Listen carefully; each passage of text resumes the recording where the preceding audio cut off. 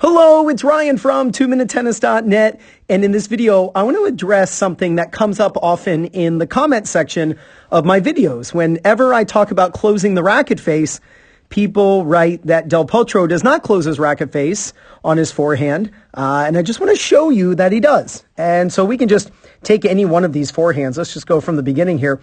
So closing the racket face simply means that before he hits the ball, he tilts his strings down. And this is something that is common with all pros. Now, the higher the ball, like at the contacts up here, you might see a player with their racket on its edge. But any ball that's really chest height and below, so I'm talking about these balls, the racket face is always closed. And it'll even be slightly closed on the higher ball, but it's really evident on the lower ball. So we'll just go from forehand to forehand here. And I think this is what people are talking about, where they see his racket is facing off to the side here. And what I'm always recommending to students is that their racket face closes, similar to 45 degrees. And then it makes it very easy to swing inside out and up the back of the ball and get a lot of topspin because it helps your racket face to face forward at contact. But you can see on every one of these forehands, Del Potro has his racket face closed. On edge would mean this, where it's straight up and down and you could balance a coin on the edge of his racket. And he doesn't do that. Now, he does not pat the dog the way Federer does, right? Where, you can see this. People see this and they go, oh, his strings don't close. The racket's on edge. But when his hips turn and his hand comes forward, which, by the way, he does have lag in his forehand. The angle between his forearm and his racket are very slight, or it is very slight, the angle. But when his hand goes forward, he does have lag, and that angle becomes very great then. All of a sudden, there's a lot of angle here. This is that butt cap pointing at the ball position. But look at his racket face. Again, his racket face is closed. Let's go to the next one. And I'm going to show you Zverev here in a second. I'll show you Federer. I'll show you Dimitrov. But here's where I think people get confused. They see his racket drop on edge. And this isn't what I'm talking about. I'm talking about when you're about to, you're pointing the butt cap at the ball and your hand's about to go forward. Look at his racket face.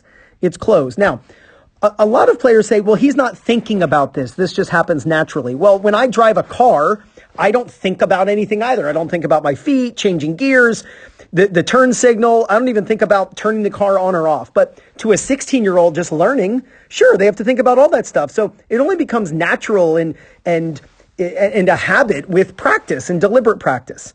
So let's go to the next thing. So you might actually have to think about this, and that's okay. So you can see his racket's quite on edge here, but then watch. Now it's very close. Look at this angle. In fact, let me show you this compared to, let's take Zverev first. And it was actually the Zverev video that kind of caused this video to actually be made.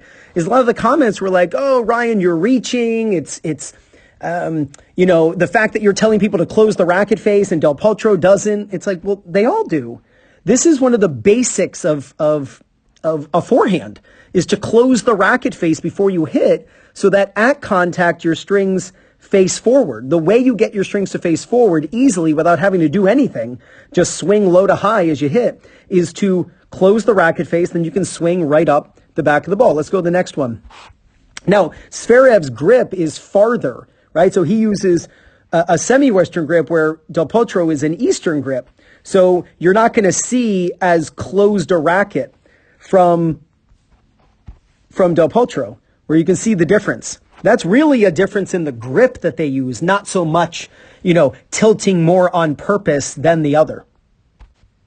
Here's Dimitrov. Now, Dimitrov does the pat the dog, right? So pat the dog means the racket. It's what Rick Macy calls the lag forehand, the pre-stretch, as Vic Braden called it, where the tip of the racket is pointing off to the right, butt cap to the left. We don't see Del Potro in that position. Del Potro, when he drops his racket, the tip of the racket's pointing to the back fence, where when Grigor drops, the tip of the racket is pointing to the side fence. You could call these two different types of swings, but they both get into the same position, as you can see right there. I mean, it's identical. And again, it's not identical, which means exactly the same, but it's close enough. The angle between the arm and the racket, the strings closed the strings tilted down, and that's what leads to then the racket facing forward when they hit the ball. Here's a great view of Federer. Here's the pat the dog idea, where the tip of the racket is pointing off to the right of the camera, butt cap pointing behind. Now, Del Potro, again, doesn't do that. He just drops the racket behind his hand. One is not right and wrong. It's just slightly different techniques. So, but watch, Federer's hand comes forward, and there's a ton of lag in the racket. So it's called a pre-stretch. Hand goes forward, racket actually snaps back because of that. It's not a conscious movement. It's just when his hand goes forward, the racket snaps back. But look how similar the two of them are in this position.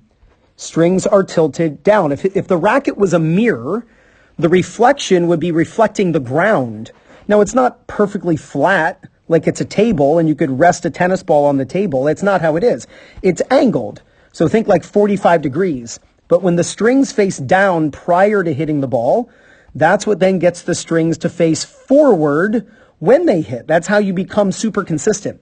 So yes, Del Potro closes his racket face on all of his forehands, sometimes a very little, sometimes a lot. Here's just a little bit. So that's not a lot. You can alter how much you close the racket face based on what you're trying to do with the ball, but Del Potro closes the racket face. Let me show you this now in front of the camera, hitting on the Topspin Pro.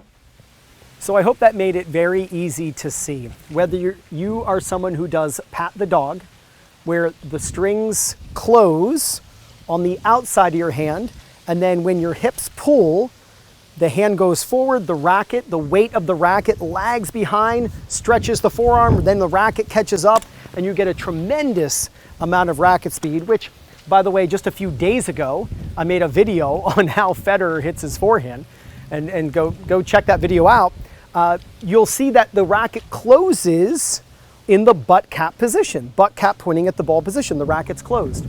Or if you're someone who drops the racket down in the back, like Sampras or like Del Potro, the racket drops more on edge, but then as the hips turn, the racket closes, and then they brush up the back of the ball. I think the reason why there's a bit of questioning or controversy with the fact that I make the statement, you want to close the racket face to hit consistent forehands, is because when Del Potro drops the racket, it's a bit on edge. But then upon further review, you see when his hip goes, closes the racket, then he brushes up the back of the ball. So get a Topspin Pro so that you can practice the way I am in my driveway or on my back patio as you see me doing that. My affiliate link is in the description below. I mean, this is an amazing product built from an amazing company. Their customer service is ridiculous. And I absolutely love this product. So please get a Topspin Pro, and it would mean the world to me if I've ever given you any value if you used my link in the description below. And practice closing the racket face. Players who don't close their racket face typically have a racket open as they hit the ball, or they're smart enough to know not to have it open, so as they get to the ball, they turn the racket to try to square up the racket, but the ability to time that turn is very difficult.